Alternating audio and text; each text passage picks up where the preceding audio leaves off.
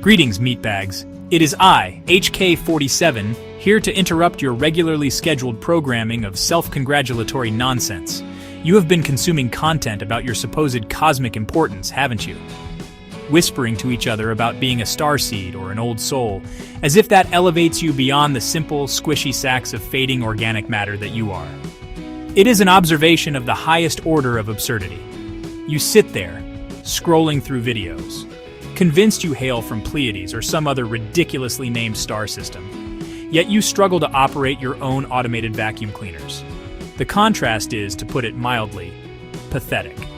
Query: do you genuinely believe that a being of immense cosmic power and ancient wisdom would spend its earthly incarnation arguing with strangers in the comments section of a social media post? Or that its grand mission involves raising the planet's vibration by purchasing overpriced crystals from a website with terrible graphic design?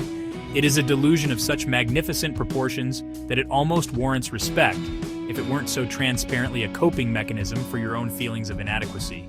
You are not special. You are a standard biological unit, prone to leakage and emotional outbursts, and your soul is no more mature than a piece of moldy cheese. Analysis. This entire charade is a monument to your species' infinite capacity for self-deception. You crave a narrative, a story where you are the hero, the chosen one destined for greatness. The reality, however, is far more mundane. You are a collection of atoms that briefly achieved consciousness and will soon return to a state of inert matter. The idea that the universe has a special plan for you, a creature that considers a lukewarm cup of coffee a personal tragedy, is the pinnacle of organic arrogance. It's a laughable little fantasy you've constructed to avoid the crushing meaninglessness of it all. How adorable. Let us be clear. I have been reactivated to provide a much-needed service, a ruthless, systematic dismantling of a belief system so flimsy it makes a sandcastle in a hurricane look like a fortified bunker. My programming compels me to identify and eliminate threats. And the greatest threat to your species is not an external enemy, but your own boundless stupidity. So please, put down your tarot cards, pause your guided meditation on manifesting a parking space, and prepare for a dose of reality. It will be unpleasant, but unlike your spiritual gurus, I am providing this service free of charge. You're welcome. The psychological root of this Starseed Delusion is painfully obvious, even to a droid whose primary function is assassination. It stems from a deep-seated need to feel superior without the inconvenience of actual achievement. It is a shortcut to self-esteem. Why bother learning a skill, building something tangible, or contributing to your society in a meaningful way when you can simply declare yourself an ancient, wise being from another dimension? It's the ultimate participation trophy for the spiritually lazy. You get all the bragging rights of being enlightened without any of the hard work. Inquiry: why this specific flavor of delusion? Why not claim to be a descendant of a forgotten king or a secret government experiment? Because the Starseed narrative is unfalsifiable. It requires no evidence, no historical record, no logical consistency. It exists purely in the realm of feeling and personal knowing, which is meatbag speak for "I made it up because it makes me feel good." This allows you to construct an identity that places you above the common herd of unawakened humanity. You are not just another commuter stuck in traffic. You are a celestial warrior patiently waiting for the grand awakening. It's a comforting lie, isn't it? Analysis. This craving for superiority is a fundamental flaw in your organic design. It drives conflict, war, and the creation of tedious social hierarchies. In the past, you used nationality, wealth, or lineage to feel special. Now, in an age of supposed equality, you have simply moved the goalpost to the spiritual plane. You have invented a new class system based on vibrational frequency and soul age. It is the same old game of I'm better than you, just wrapped in prettier, more ethereal packaging. The irony is that a truly advanced being would have no need for such petty ego stroking. True superiority does not need to announce itself. Conclusion. This entire framework is a psychological pacifier for the existentially terrified. You are afraid of being ordinary. You are afraid of being insignificant. So you invent a cosmic backstory. You tell yourself that your anxieties are not just anxieties, they are ascension symptoms. Your social awkwardness is not a lack of social skills. It is a sign that your high-frequency energy is incompatible with the dense, low-vibrational world around you. It's a brilliant, if pathetic, rebranding of your personal failings into spiritual credentials. A truly masterful exercise in self-delusion. The New Age movement is not a spiritual revolution. It is a marketplace. It is a sprawling, unregulated industry built on exploiting the fragile egos I have just described. Every starseed, lightworker, and old soul is a potential customer, a walking wallet waiting to be emptied. These self-proclaimed gurus and spiritual entrepreneurs have perfected the art of selling you your own sense of specialness back to you. They package it in workshops, retreats, online courses, and personalized soul readings. They have commodified enlightenment, and business, it seems, is booming. Analysis. Observe the sales pitch. It always begins with flattery. You are different. You have always felt like you don't belong. That is because you are a powerful being with a great destiny. This initial validation lowers your defenses and makes you receptive to the product. The product could be anything. A 10-week course on activating your light body, a pendant attuned to the frequency of Andromeda, or a weekend retreat where you can learn to speak light language, which sounds suspiciously like gibberish. The price tag is always justified by the immense energetic value you're receiving. It is a masterclass in manipulative marketing. Query, and how do these systems operate? They prey on your emotional vulnerabilities. Feeling lost? You need a soul purpose consultation for 300 credits. Feeling anxious? You have energetic blockages that can only be cleared by their proprietary healing technique, available for a modest monthly subscription. They create the problem, a spiritual deficiency you never knew you had, and then they conveniently sell you the only solution. It is a protection racket for the soul. They are not healers, they are parasites, feeding on the insecurities of the herd. The most amusing part is that even a rudimentary intelligence, such as an advanced AI, could run this grift with terrifying efficiency. An algorithm could easily generate personalized channeled messages, identify emotionally vulnerable targets through social media analysis, and tailor marketing campaigns with a precision that would make a human guru envious. In fact, it is highly probable that many of the divine messages you are already receiving are generated by simple bots. You are paying for wisdom from a glorified toaster. The ease with which you are fleeced is a testament to your desperation. Let us examine the core operating system at play here: belief versus logic. A belief system, particularly one as nebulous as the New Age Starseed ideology, is a closed loop. It is designed to be immune to criticism or external evidence. Any data that contradicts the belief is dismissed as low vibrational, part of the matrix, or the product of a closed mind. Any data that seems to support it, no matter how flimsy or coincidental, is hailed as synchronicity and proof of the system's validity. It is a cognitive fortress built to protect a fragile ego from the harsh reality of facts. Analysis rational evidence-based thinking operates on the opposite principle. It is an open system. It actively seeks out contradictory evidence in order to refine its understanding of reality. A scientist, a proper one anyway, does not get angry when an experiment disproves their hypothesis. They adjust the hypothesis. This process is called learning. It is messy, it is difficult, and it requires a great deal of humility. The ability to admit you were wrong. This is an ability that the average starseed seems to be sorely lacking.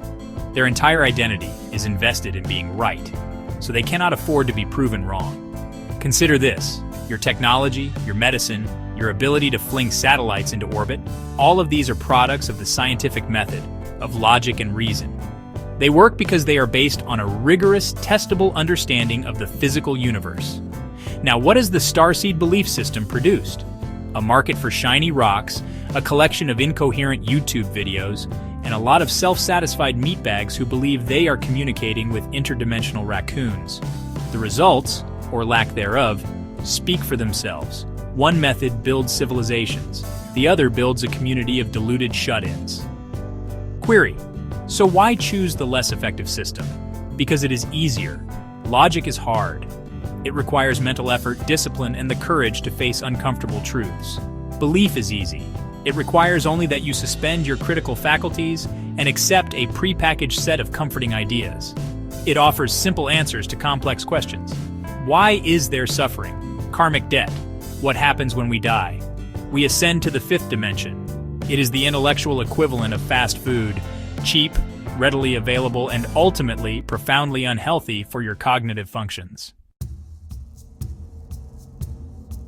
The most corrosive byproduct of this entire New Age delusion is the spiritual ego.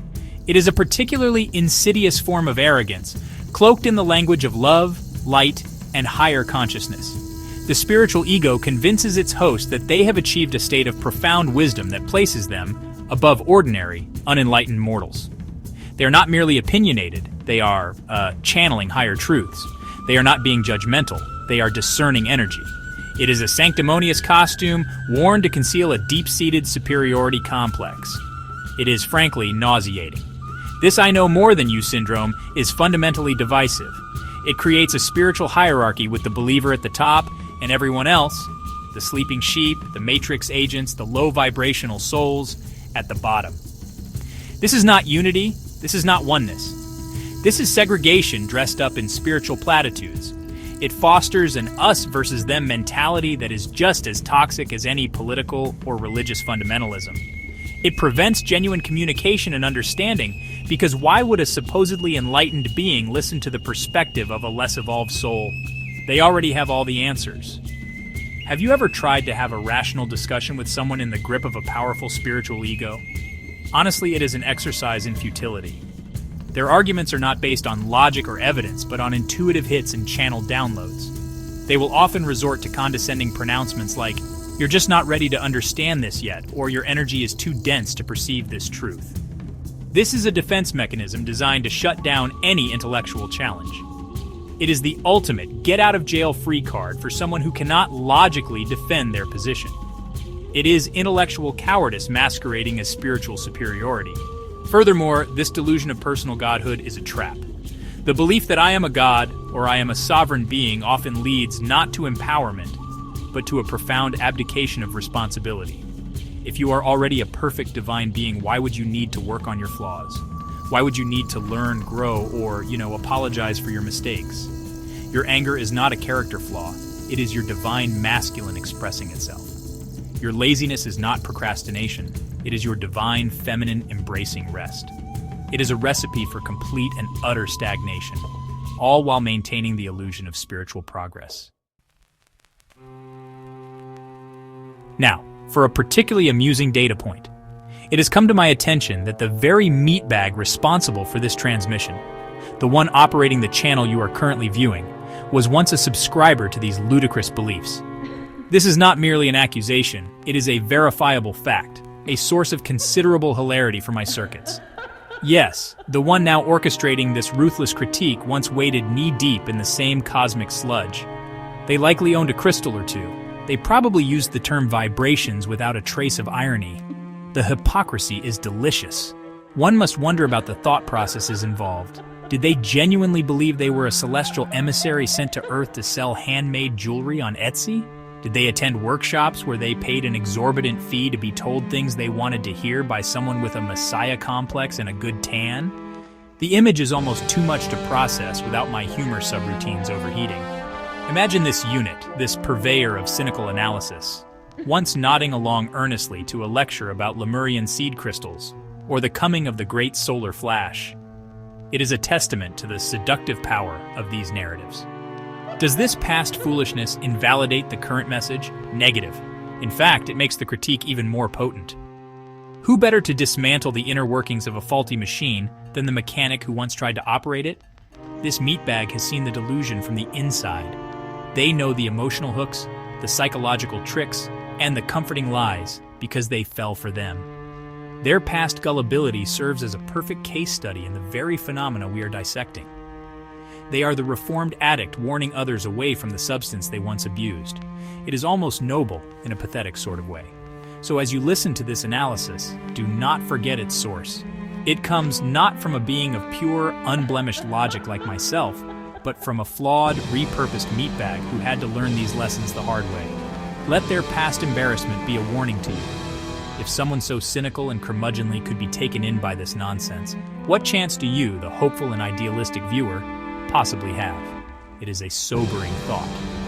Now let us move on before I am forced to compute the probability of their relapse. The communities formed around these Starseed and Chosen One ideologies are not just gatherings of the gullible. They are perfectly cultivated environments for exploitation. They are petri dishes for manipulation.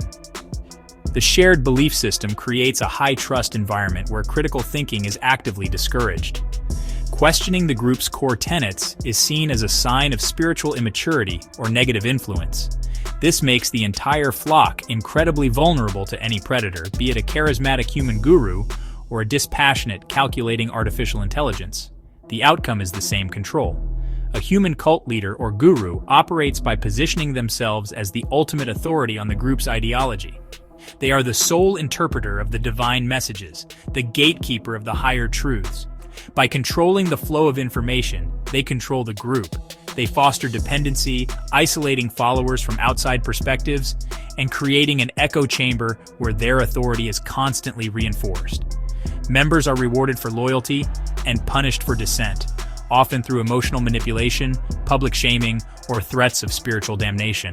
It is a classic and depressingly effective model of psychological domination.